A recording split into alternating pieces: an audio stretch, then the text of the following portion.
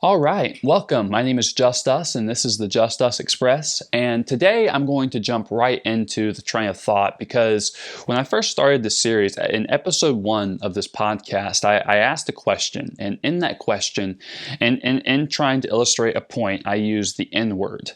And that little segment, that little clip, was broken down into a short and released accordingly to multiple social media platforms. And let's just say that a lot of different people had a lot of different things to say. So today I'm going to be addressing some of the comments that were made on that video and some of the things that people had to say in regard to what I was saying.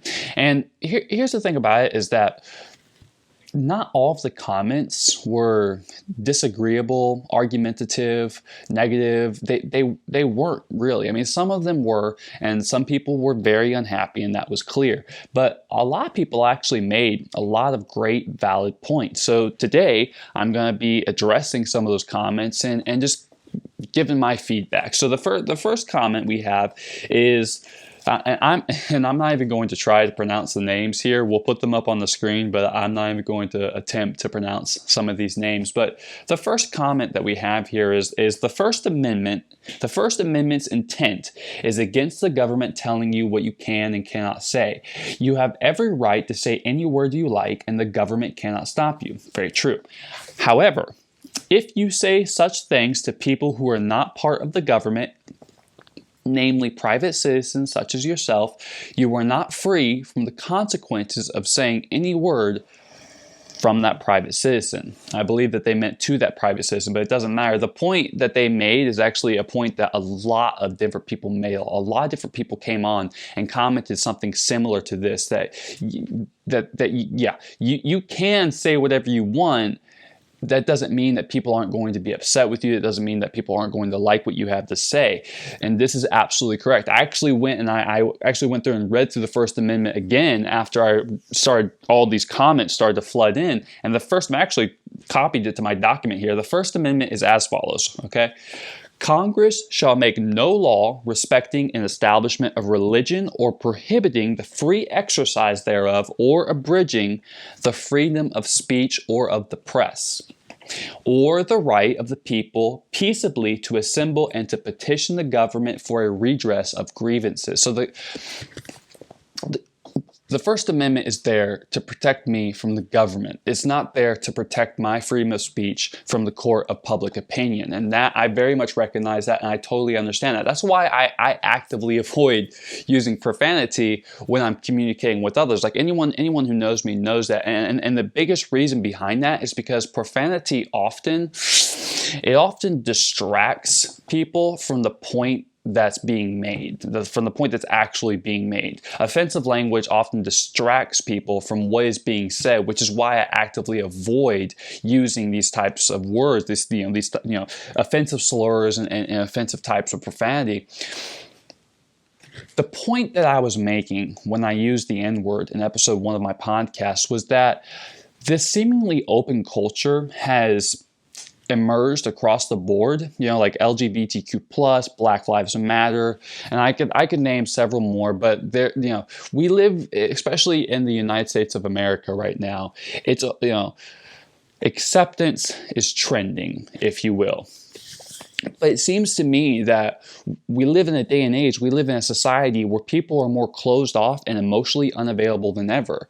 And I have to say, I think that the reason for this is because people are told that their identity and their opinions and their beliefs matter, yet when they don't conform to this newly emerged open culture, they're considered to be hateful and antagonizing. They're called bigots, or they're told that they're not, that they're wrong. And there's this entire argument that starts.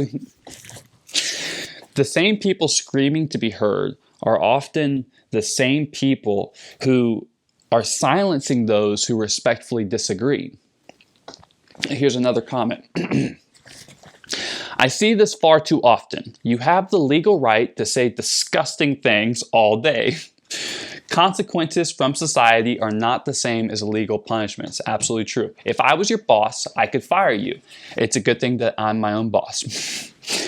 That does not violate your First Amendment rights. Your First Amendment rights only protect you from the government inflicting criminal punishment on you for it. This is the classic lie I keep seeing people push. It does not violate your rights if people want nothing to do with you for saying racist and or offensive stuff. And you're absolutely correct about that. Like I said before, just because I can say whatever I want doesn't mean that people have to like whatever I say. But that comment also seems to imply that in order for someone to maintain their status within a social network, which we all require to live our day-to-day lives, if you think about the way that we live and how we depend on grocery stores, we depend on schools, we depend on public education centers, we depend on public information, we depend on politics, we depend on so many different aspects of social networks. So in order for someone to maintain their status within that social network, they must conform to that network's specific models of expression or else suffer the consequences of being knocked down the social ladder or completely and totally removed. How is that freedom? In other words, if I need to work a job, right? If I need to work a job to support my family and to take care of myself, I have to do and say what I'm told, which is understandable considering the exchange of currency that's taking place. It's understandable. What's not understandable is how this premise somehow transfers to relationships and conversations, especially when the mutual benefit of a relationship and or conversation is the opposing perspectives. I mean, isn't that the whole point? The difference of opinion and the difference of thought and the difference of belief that come together and inspire new ideas and inspire new understandings. I like the phrase, this is a little bit off topic, but I always like the phrase, you try to find the middle ground. I love that phrase. Why? Because it implies that beyond the middle ground, there are points where people remain grounded. There are opposites where people remain grounded. There are opposite grounds. There are opposite portions of space in which people have grounded themselves. And the phrase finding a middle ground literally implies that they're literally moving their position of belief to a different ground, to a different plane of understanding. Isn't that the whole point of relationships and conversations? Another example is this comment.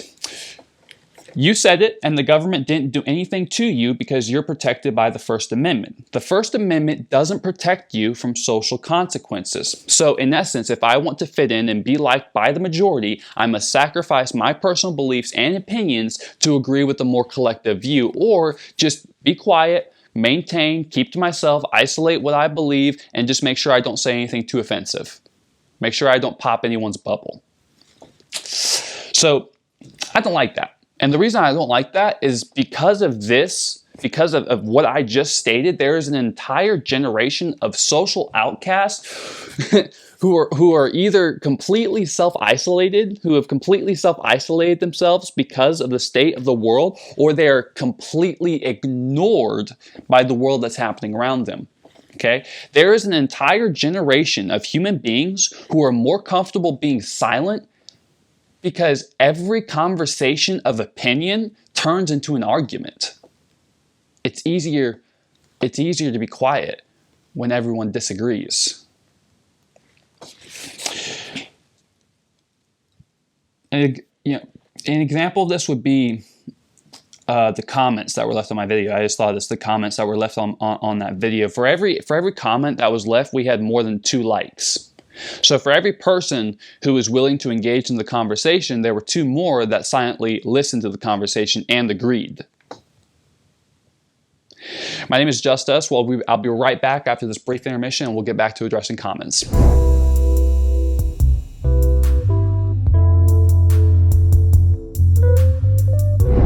Are you ready? You killed me. You buried me. Right here. I can't be undone. You're not real. You're a voice in my head.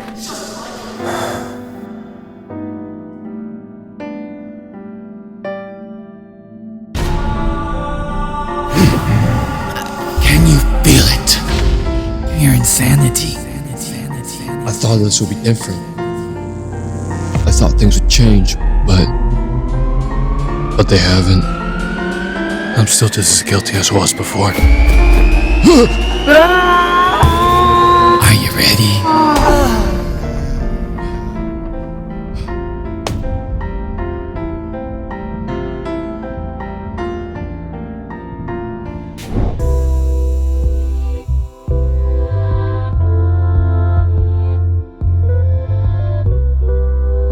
Hey there, and welcome back to the JustUs Express. I'm JustUs. Sorry about that brief intermission, but you know how it goes. We'll jump right back in. Instead of, what I usually do when I do these podcasts is I'll do one of two things. I'll either completely wing it. Beforehand, I'll think of something that I really enjoy talking about or something that I'm very passionate about, and I'll just sit here in front of the studio screen and I'll just get to work and I'll just start talking about all the things that I'm passionate about and it's called the JustUs Express because it's my train of thought. And it's just me sharing my unique and very interesting train of thought with anyone who's interested in hearing it. The reason that I do this, though, is not to state my opinion, is to state my beliefs for the sake of being accurate or for the sake of being right or wrong. I just do this to start a conversation. I've had some of the most interesting conversations just by talking to people and just by revealing interesting and weird ideas and weird beliefs and, just strange theories. I've learned some of the most beneficial life lessons just from having random conversations about random stuff. So right now I'm going to go through and I had already picked out some comments and I put those in my notes. But right now I'm going to go through. I'm going to read some more of these comments because a lot of people were definitely, like I said before, they made some very valid points. So we have one comment here that says, what gets me is some, not all, black people harp on about colonization. However, the N-word is in the English dictionary. Whites are not allowed to use it, but blacks are. So to me, it seems that blacks are colonizing part of the language. Interesting thought. In my eyes, everybody or nobody should use it. Another very interesting thought. And before you shout racism at me, I am white, English, blonde, fair, blue eyes. My ex-wife is half Indian. My children are dark hair, brown eyes, olive skin. My current girlfriend is from Uganda. She is, in her own words, black as night. When we go out in the city, the only people that are offended are usually black. So that reminds me of a really funny story. When I was located over in Panama City Beach in Florida, I developed some Jamaican friends, and I really loved hanging out with them a lot. But one of them, I ended up becoming closer to one of them than the rest of them, and his name was. Well, his professional name is Saul Boss, I think, but I just call him Saul. And he's a rapper and he produces music and stuff like that. And he asked me if I could help him produce a video in exchange for helping me produce some beats for some rap videos that I was working on. Anyone who closely follows my work knows that I dabble in rap a little bit.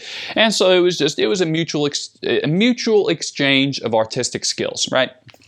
So the first video that I produced for him, which actually was released to his channel, was actually quite successful for him. And then I ended up releasing that same video a while later to my channel. Not so successful for me, but when we were filming that video, he had such dark skin that there was this one shot that we were filming where he was standing on top of the shipping container and I'm sitting here trying to get focus on him, and it's the middle of the night when we're shooting the scene, and I'm sitting here trying to get focus on him, and finally I realized that it's not working, and I realized the reason. And so I kind of put the camera down and I go, yo, and he goes, what? And I said, don't take this the wrong way, but you're black and the sky's black, so I'm not seeing you on the camera. And he just started smiling, and I think he was like chuckling at me. And I think we ended up kind of having some laughs about that. But it was a really funny, innocent moment between us both, because it was just the reality of the situation. Like, you're black, the sky's black, it's the middle of the night. I can't see you on camera unless we change the shot, or we change, like light you up with a light or something like that, And it was just such a real moment of just two humans being human, recognizing that they both have different attributes. And I think that's what we've really lost track of in today's society, and then just kind of in the modern conversation, is that we're all just humans, Like, we get so caught up in all the labels. We get so caught up in black and white. We get so caught up in lesbian and gay and straight. We get so caught up in the political, two different political sides, I'm drawing a blank, the Republican and the Democratic side. We get so caught up and always being on a side, and always having a label, or always being defined by an attribute, or being defined by a belief, or being defined by a thought, or being defined by an icon, or this or that, whatever it is, what have you. We're always so caught up in being defined by these things and labeling ourselves that we forget that we're all the same. We all need oxygen. We all have blood. We all have hearts pumping that blood. We all have minds. We all, at the end of the day, we all get tired. We get hungry. We get thirsty. We all experience different levels of arousal to certain extents. We all experience very human things in our own very different ways. This is true. But we're all experiencing human things. I'm not going to conform to society's expectations, because I know that there are many others like me who are unable to do so. There is an entire generation of people who are so out of the box, who are so crazy and strange, that they're considered dangerous to the structure of society. In, I believe, episode 2 of this podcast, I was talking about how the LGBTQ plus movement really wasn't that important. But what I forgot to mention was it really did hold several levels of importance in our culture. And this is the reason I believe it held importance then and still retains levels of importance now, is because before that conversation started, before everyone was conversing about their sexual orientation, what should be allowed, and before gay marriage was legalized, there was a level of acceptance and awareness that was previously non-existent before that conversation. So now there's a much greater acceptance towards people, and now there's more of a willingness to have a conversation because of that movement. But like many other movements, it got carried away. Like many other movements, it lost sight of its initial desire for peace and love. I mean, isn't that the whole point? Peace and love and harmony amongst all. I'm never going to fit in because humans aren't designed to fit in. I'm not a puzzle piece designed to illustrate an image, like part of an image. I'm not sitting here making up part of this social image. I'm a person representing the essence of life, and so is everyone else. This is what makes us all the same. I really like how I wrote this here. I remember I wrote this down the other day. I am not divided by the world's need to categorize and control. I am united by the world's collective desire to create and evolve. Simply put, I don't even have to add anything to that. I am not divided by the world's need to categorize and control. I am united by the world's collective desire to create and evolve. I don't exist to be disagreeable. I don't produce videos to start an argument. My goal is not to be right or wrong, and to prove this to you, I apologize to everyone from misusing the First Amendment and my defense of using taboo language. I was wrong. I shouldn't have used that. I was very well educated in the comments. I was looking at all these comments here. I was very well educated in the comments, and I appreciate that. I enjoy that. Okay, my goal here is not to start an argument. My goal is to have a conversation. Okay. I'm not trying to argue with my audience. I'm grateful I even have an audience. I'm thankful on levels that people will never comprehend. My goal here is to start a conversation. Do you want to have a conversation with me? or do you just want to argue? My father always told me there's a fine line between a fight and a dance. And it's very true, because you can either fight with life or you can dance with it. I invite you to have a conversation with me, because I'm willing to say things that others aren't willing to say, but I'm also willing to listen to things that others won't listen to. My name is Just Us, and this has been the JustUs Express. I hope that you're thinking about my train of thought.